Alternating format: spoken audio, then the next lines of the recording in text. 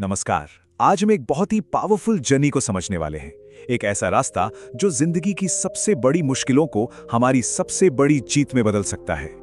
कभी कभी जिंदगी में एक ऐसा मोड़ आता है ना, जब लगता है कि सबने साथ छोड़ दिया है। परिवार, दोस्त, समाज, हर सहारा जैसे कहीं गायब हो गया है। पर जरा सोचिए, क्या हो अगर ये अकेलापन, ये खालीपन अंत नहीं बल्कि एक हीरो के बनने की शुरुआत हो। तो चलिए इस सफर को समझते हैं। इसे हम 3 स्टेजेस में देख सकते हैं। एक वॉरियर का रास्ता। ये हैं वो 3 बड़े पड़ाव जिनसे होकर गुजरना होता है। पहले तो मुश्किलों का सामना करना, फिर खुद को मजबूत बनाना और आखिर में अपने ही बनाए उसूलों पर जिंदगी जीना। तो पहला स्टेज ये तब शुरू होता है जब जिंदगी हमें मुश्किलों और अकेलेपन की आग में धकेल देती है।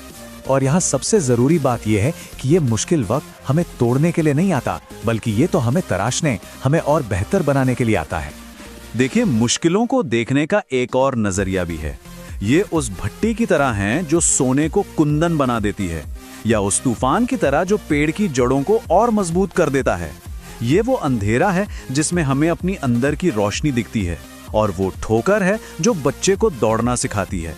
और कमाल की बात यह है कि जिस पल दुनिया हमें सबसे कमजोर समझती है ना, ठीक उसी पल हमारे अंदर से एक आवाज आती है, एक ताकत जागती है जो कहती है, अब मैं अपना सहारा खुद बनूंगा। तो इसी नई ताकत के साथ हम आते हैं दूसरे पड़ाव पर। वो पड़ाव है आत्मनिर्भरता की ज्वाला। देखिए, असली आजादी, सच्ची सेल्फ रिलायंस 3 पिलर्स पर खड़ी होती है। पहली, इकोनॉमिक फ्रीडम, यानी अपने पैसों पर अपना कंट्रोल। दूसरी, मेंटल फ्रीडम, मतलब दूसरों की बातों से फर्क पड़ना बंद हो जाए। और तीसरी, इमोशनल फ्रीडम, यानी खुशी के लिए किसी और पर डिपेंड ना होना। मेंटल फ्रीडम, इसका मतलब क्या है? इसका मतलब है कि दुनिया तारीफ करे या बुराई, आप अंदर से शांत रहें, स्टेबल रहें। ये एक कवच की तरह है जो सारी नेगेटिविटी से बचाता है। एक बहुत पुरानी कहानी है। एक आदमी ने गौतम बुद्ध की बहुत बेइज्जती की। बुद्ध ने बस उससे एक सवाल पूछा, अगर तुम किसी को कोई तोहफा दो और वो उसे ना ले तो वो तोहफा किसका हुआ? वो आदमी चुप हो गया। बात सीधी सी है, कोई बेइज्जती करे और हम उसे एक्सेप्ट ही ना करें तो वो उसी के पास रह जाती है। और बुद्ध की यही सीख, अप दीपो भव, यानी अपना दिया खुद बनो, इस पूरे आइडिया का सार है। खुद के रास्ते की रोशनी खुद बनना। अच्छा, तो जब ये आत्मनिर्भरता आ जाती है, तब हम तीसरे और आखिरी स्टेज में कदम रखते हैं, और ये है अपने इनर कंपास, अपने अंदर की आवाज को फॉलो करना। अब यहाँ एक टकराव है, एक चॉइस है। एक तरफ है बाहरी दबाव, समाज के नियम, परिवार की उम्मीदें, दोस्तों का प्रेशर, और दूसरी तरफ है हमारा अपना इनर कंपास, हमारे सिद्धांत, हमारे वैल्यूज, हमारी अपनी सच्चाई। हमें चुनना होता है कि हम किसके हिसाब से चलेंगे। जो मजबूत सोच वाले लोग होते ना, वो सबकी सुनते हैं पर फैसला अपना लेते हैं। वो जानते हैं कि अकेले खड़े रहने में ही असली ताकत है। वो ये नहीं सोचते कि लोग क्या कहेंगे, बल्कि ये सोचते हैं कि मुझे क्या सही लगता है। और वो ये समझते हैं कि उनकी रेस किसी और से नहीं बल्कि सिर्फ अपने बीते हुए कल से है। आप इतिहास उठाकर देख लीजिए, गांधी जी हो, नेल्सन मंडेला हो, इतिहास उन्हीं को याद रखता है जिन्होंने दुनिया की उम्मीदों को दरकिनार कर दिया और अपने सिद्धांतों पर अड़े रहे। उन्होंने कितना कुछ सहा पर अपने सच से समझौता नहीं किया। तो इन सब को मिलाकर देखें तो क्या समझ आता है? ये जो 3 स्टेजेस हैं, ये सिर्फ पड़ाव नहीं है, ये खुद पर जीत हासिल करने का, सेल्फ मास्टरी का पूरा एक रास्ता है। तो पूरा प्रोसेस ये है। पहला, मुश्किलों को अपना गुरु बनाइए, उन्हें गले लगाइए। दूसरा, अपनी आत्मनिर्भरता बनाइए, पैसे से, दिमाग से और इमोशन से। और तीसरा, अपने अंदर की आवाज, अपने बनाए उसूलों को अपना गाइड बनाइए। और आखिर में बस यही बात है कि सबसे बड़ी जीत दुनिया को जीतने में नहीं है, बल्कि खुद को जीतने में है। असली कामयाबी बाहरी चीजों में नहीं, बल्कि मन की शांति, स्थिरता और ईमानदारी में है। ये जो सफर है अकेलेपन से खुद पर जीत तक का, ये रास्ता सबके लिए खुला है। इसकी शुरुआत होती है एक चॉइस से, एक मुश्किल को अंत न मानकर उसे अपनी कहानी का पहला चैप्टर मानने से। तो सवाल ये है कि इस महान कहानी की पहली पंक्ति क्या होगी? सोचिए, एक मजबूत से मजबूत किला वो बाहर के हमलों से नहीं टूटता, वो टूटता है अंदर की गद्दारी से। ठीक ऐसा ही कुछ हमारे घर के साथ भी होता है। हमारा घर सिर्फ ईंट और पत्थर का एक ढांचा नहीं है, ये एक ऐसी जगह है जहाँ शांति और सुकून बसता है, और इस शांति को सबसे बड़ा खतरा बाहर से नहीं बल्कि घर के भीतर मौजूद कुछ लोगों से ही होता है। महात्मा बुद्ध का ये एक वाक्य, बस एक वाक्य ही इस पूरी बात की गहराई समझाने के लिए काफी है। सोचिए, सिर्फ एक इंसान और उसकी नेगेटिव एनर्जी पूरे घर की खुशियों को ना दीमक की तरह अंदर ही अंदर खा सकती है। आज हम इसी कड़वे सच की तह तक जाएंगे। तो आज हम इस पूरे विषय को 5 हिस्सों में समझेंगे। सबसे पहले देखेंगे कि घर की नींव को असल में खतरा होता क्या है। फिर हम उन 4 तरह के लोगों को पहचानेंगे जो इस नींव को कमजोर करते हैं। पहले क्रोधी, फिर अहंकारी और कपटी, और हाँ, आलसी और व्यसनी लोग भी। और सबसे आखिर में सबसे जरूरी बात, बुद्ध ने इससे बचने का, अपनी सुरक्षा का क्या रास्ता बताया है। देखिए, जब हम घर बोलते हैं ना, तो मतलब सिर्फ 4 दीवारों से नहीं होता। घर तो वो जगह है जहां हम दिन भर की भागदौड़ के बाद सुकून की सांस लेते हैं, जहां हमारा मन शांत होता है ना?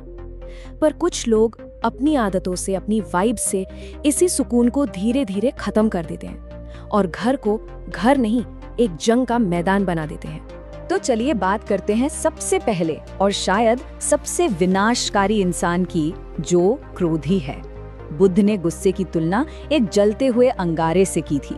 उन्होंने कहा कि ये एक ऐसा अंगारा है जिसे कोई इंसान दूसरे पर फेंकने के लिए हाथ में तो पकड़ता है, लेकिन फेंकने से पहले वो अंगारा सबसे ज्यादा उसी के हाथ को जलाता है। ऐसे इंसान को हम एक तरह से अग्नि पुरुष भी कह सकते हैं। मतलब ये वो इंसान है जिसके लिए गुस्सा एक पल में आने जाने वाली चीज नहीं, बल्कि उसका स्वभाव, उसकी आदत बन चुका है। वो एक तरह से बारूद के ढेर पर बैठा है, आपको पता ही नहीं कि कब किस छोटी सी बात पर एक बड़ा धमाका हो जाए। तो सवाल ये उठता है कि ऐसा इंसान घर को तबाह कैसे करता है। सबसे पहले तो वो बातचीत का गला घोंट देता है, कम्युनिकेशन को ही खत्म कर देता है। जब घर के लोगों को पता हो कि सामने वाला तो भड़क जाएगा, तो वो बातें छिपाने लगते हैं। घर में हर वक्त एक डर का माहौल बना रहता है।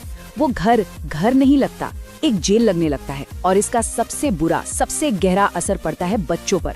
उनके मन में डर और एक तरह की हीन भावना के बीज पड़ जाते हैं, जो उनकी पूरी जिंदगी का पीछा नहीं छोड़ते। चलिए अब आगे बढ़ते हैं और 2 ऐसे लोगों की बात करते हैं जिन्हें पहचानना थोड़ा मुश्किल होता है, पर यकीन मानिए ये उतने ही बल्कि कभी-कभी उससे भी ज्यादा खतरनाक होते हैं। ये है घर के भीतर छिपे हुए असली दुश्मन। तो अहंकारी व्यक्ति कौन है? ये वो है जिसकी पूरी दुनिया मैं से शुरू होती है और मैं पर ही खत्म हो जाती है।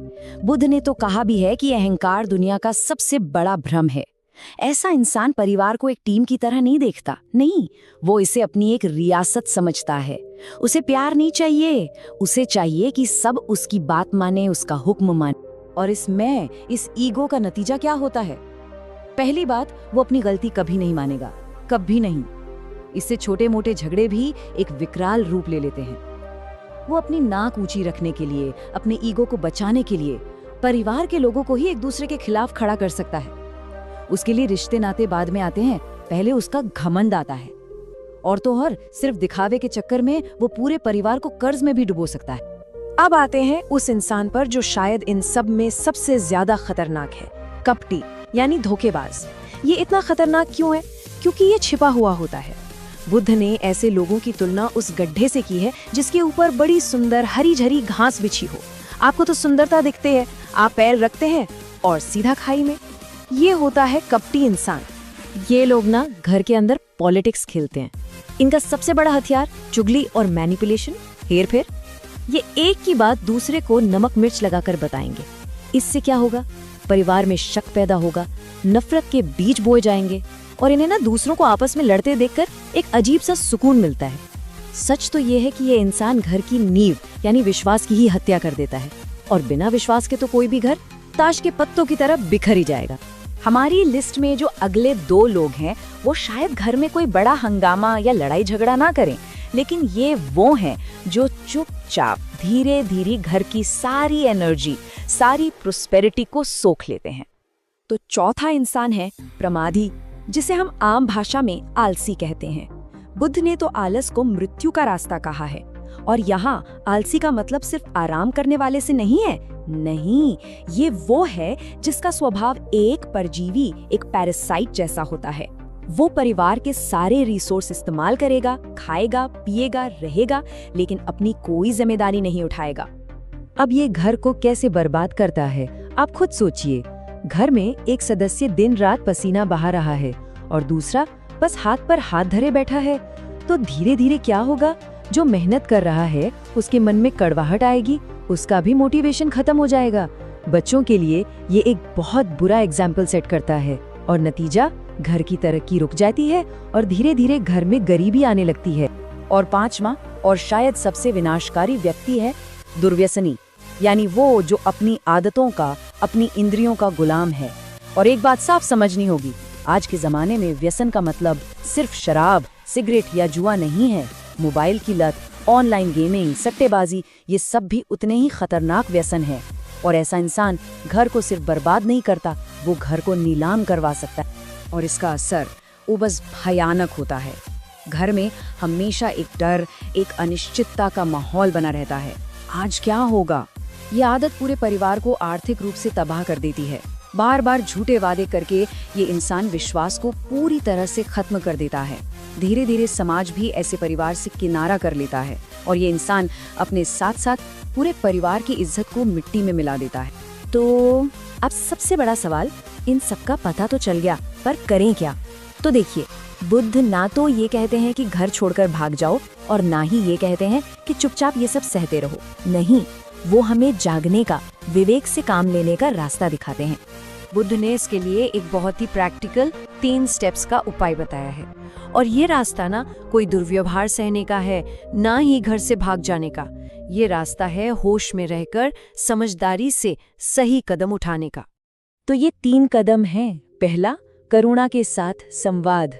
दूसरा, उपेक्षा और साक्षी भाव। और तीसरा, जो बहुत जरूरी है, वो है दृढ़ सीमाएं। चलिए अब एक एक करके इन्हें जरा समझते हैं। तो पहला कदम है करुणा के साथ बातचीत। बुद्ध का एक बहुत गहरा संदेश है, नफरत को नफरत से नहीं, सिर्फ प्रेम से ही जीता जा सकता है। तो सामने वाले पर इल्जाम लगाने के बजाय उसे ये बताइए कि उसकी हरकतों से आपको कितनी तकलीफ होती है। जैसे ये कहने की जगह कि तुम शराबी हो, ये कहिए कि जब आप इस हालत में घर आते हैं तो हम सबको बहुत डर लगता है। देखिए, यहाँ आप हमला नहीं कर रहे, आप अपनी भावनाएं बता रहे हैं, फर्क है। और अगर बातचीत से भी बात ना बने तो दूसरा कदम है उपेक्षा, मतलब इमोशनली डिटैच हो जाना। इसका मतलब ये है कि आप उस ड्रामा के कैरेक्टर नहीं, ऑडियंस बन जाइए। जब कोई क्रोधी इंसान चिल्लाए तो आप रिएक्ट मत कीजिए। जब आप आग में घी डालना बंद कर देंगे तो आग अपने आप बुझने लगेगी। इससे सबसे बड़ा फायदा ये होगा कि आपकी मेंटल पीस, आपकी मानसिक शांति बची रहेगी। और अब तीसरा और सबसे जरूरी कदम, एक मजबूत बाउंड्री, एक लक्ष्मण रेखा खींचना। देखिए, करुणा का मतलब ये बिल्कुल नहीं है कि कोई आपका फायदा उठाए, आपका शोषण करे। आपको एक लाइन खींचनी ही होगी। जैसे आलसी इंसान को साफ साफ कह देना कि घर की सुविधाएं तभी मिलेंगी जब वो अपनी जिम्मेदारी उठाएगा।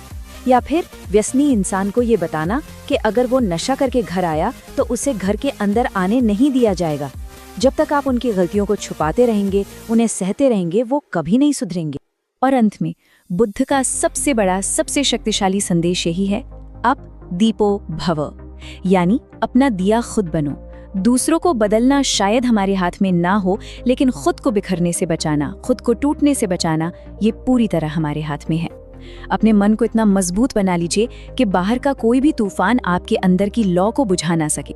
और जाते जाते एक बहुत गहरा सवाल खुद से पूछना भी बहुत जरूरी है कि एक बार आईने में देखकर ये सोचें, कहीं अनजाने में हम खुद तो इनमें से कोई एक नहीं बन रहे? कहीं हमारा गुस्सा, हमारा अहंकार या हमारा आलस्य किसी और की जिंदगी में, हमारे अपनों की जिंदगी में जहर तो नहीं घोल रहा? क्योंकि किसी भी सुधार की शुरुआत हमेशा खुद से होती।